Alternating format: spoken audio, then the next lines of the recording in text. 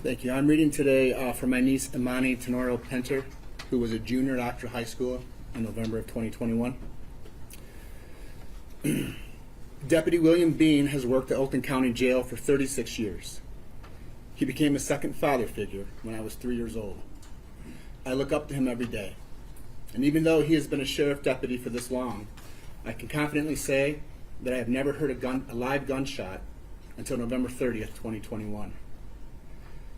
That day was filled with loss.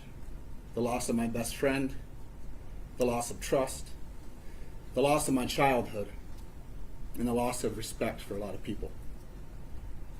I've been walking around the curved hall at OHS. I passed room 256 and kept going. I was supposed to be in room 242 that day, but instead, I was in 244. I did what an average high school student would do. I stopped in the hallway and talked with my friends before class. That is when I heard something I had never heard in my life.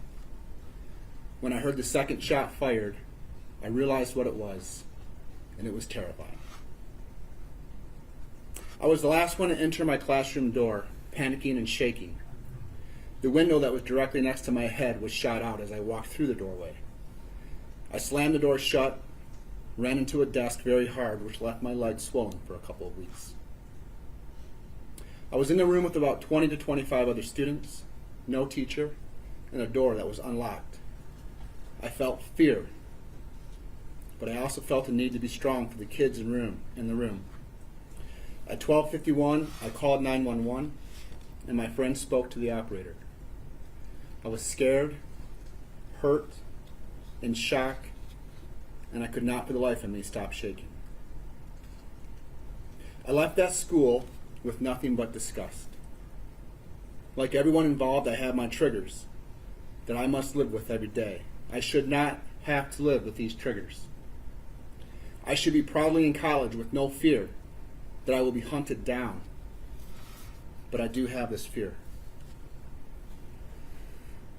I am grateful for an amazing family of 5 who I look up to every day and who help me to heal. Sherry, Buck, Trent, Ty, and Tate are and will always be my role models. Tate Muir was killed on November 30th. And what did the Muir family do in the aftermath? They created an organization to help other kids like the shooter, so they have support, so this will never happen again. They're the strongest family I know. Helping others is what we should be doing. But instead, we're here today, trying to decide if the shooter should have life in prison with or without a chance of parole. This person should have life in prison with no chance of parole because Tate, Hannah, Justin, and Madison have no chance of going to college, no chance of getting married, no chance of having children, or even simply eating dinner at the table with their families again. I am overwhelmed by the unfairness these 4 families have to suffer through and the 7 who are going through a very long recovery process.